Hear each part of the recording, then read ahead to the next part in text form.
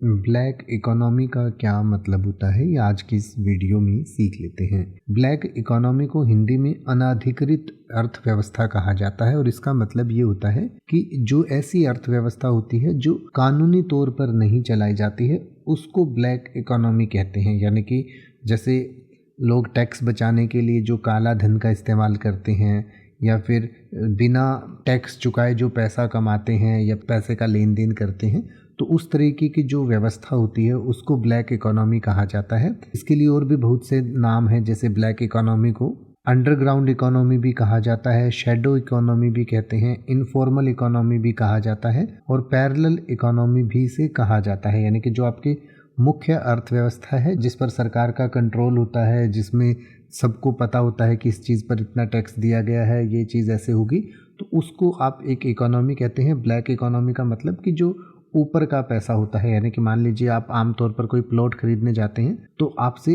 पैसा जो है एक तो एक नंबर में पैसा लिया जाएगा, यानी कि जो इकोनॉमी में पैसा जाएगा।